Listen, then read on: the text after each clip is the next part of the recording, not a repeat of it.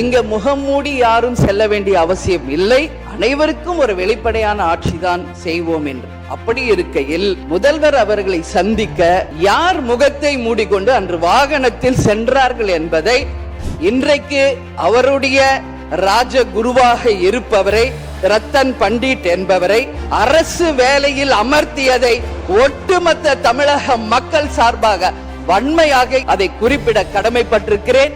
அப்படி உங்களுக்கு ராஜகுருவா இருந்தா உங்க பர்சனலா அவரை வச்சுக்கணும். ஆச்சி மசாலா எந்த சமையலும் ருசி தேடும் ரகசியம் 20 ரூபாய். Taste the Milky Mist ice cream. Milky Mist ice creams. உங்களுடைய முதல் அறிவிப்பிலேயே சிங்கப்படை பெண்களை பாதுகாக்கவும் அதே போல மதுக்கடைகளை மூடுவோம் என்று சொன்னதும் மக்களால் வரவேற்கப்பட்டது. அந்த வகையில் முதலில் 717 மதுக்கடைகளை மூடியது ஒட்டுமொத்த தமிழக மக்களால் வரவேற்கப்பட்டது. கோவில்கள் மற்றும் பள்ளி வளாகங்கள் அருகில் இருந்த மதுக்கடைகளை முதல் முறையாக நம்ம ஃபர்ஸ்ட் ஸ்டெப்ல இன்னைக்கு மூடியிருக்கோம். அடுத்தது இன்றைக்கு மீனவர்களை பாதுகாக்க ஒரு அறிவிப்பு அரசாங்கத்தின் மூலம் வந்திருக்கிறது. அதையும் தேமுதிக வரவேற்கிறது.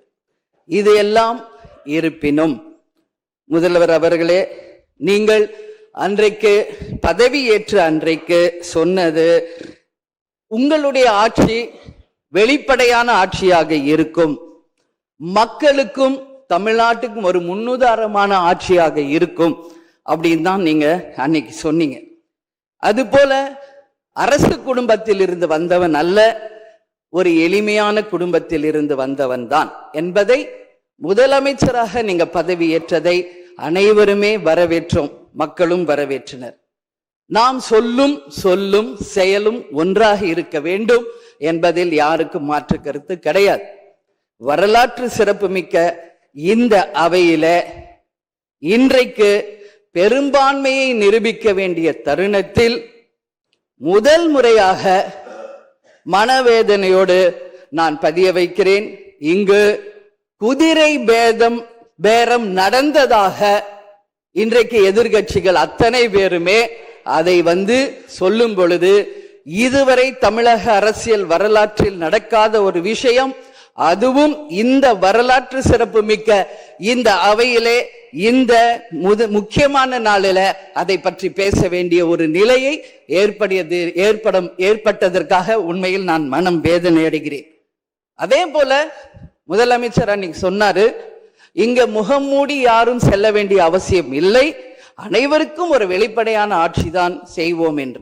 அப்படி இருக்கையில் முதல்வர் அவர்களை சந்திக்க யார் முகத்தை மூடிக்கொண்டு அன்று வாகனத்தில் சென்றார்கள் என்பதை நிச்சயமாக மக்களுக்கு தெரியப்படுத்த வேண்டும் என்பதை இந்த நேரத்திலே நான் கேட்டுக்கொள்கிறேன். ஏன்னா அதற்கு காரணம் குதிரை பேரம் என்றால் இதைவிட ஒரு தலைகுனிவு இந்த வரலாற்று சிறப்புமிக்க அவையில் எதுவுமே கிடையாது. நிச்சயம் முதல்வர் அதற்கு பதில் சொல்வார் என்று நான் எதிர்பார்க்கிறேன். அதே போல அரசு குடும்பத்தில் இருந்து நான் வந்தவன் இல்லை என்று முதல்வர் சொல்லும் பொழுது வரவேற்றார்கள் அனைவரும்.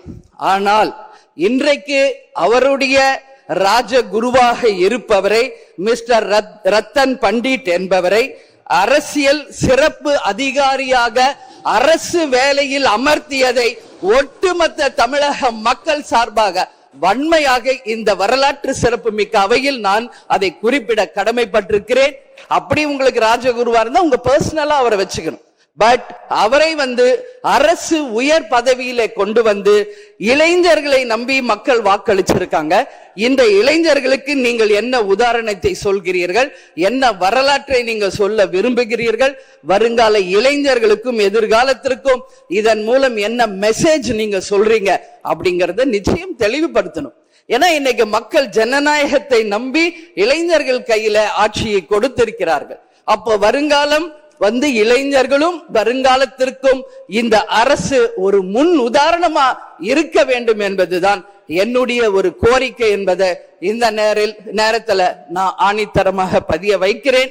அது மட்டும் கிடையாது, இந்த ஆட்சி மக்களுக்கான ஒரு நேர்மையான ஆட்சியா இருக்கணும். ஜனநாயகத்தின் மீதும் மக்கள் மீதும் நம்பிக்கை கொண்டு மக்கள் தீர்ப்பே மகேசன் தீர்ப்பு என்று சொல்லக்கூடிய அளவு எதிர்காலத்தில் இந்த ஆட்சி நிச்சயமாக இளைஞர்களுக்கும் எதிர்காலத்திற்கும் நல்ல வகையில எடுத்துக்காட்டாக இருக்க வேண்டும் என்று கேட்டுக்கொண்டு, நான் சார்ந்த இயக்கமான தேசிய முற்போக்கு திராவிட கழகத்தின் சார்பாகவும் எங்கள் நிறுவன தலைவர் அன்பு தலைவர் கேப்டன் அவர்களை வணங்கி விடைபெறுகிறேன். நன்றி, வணக்கம்.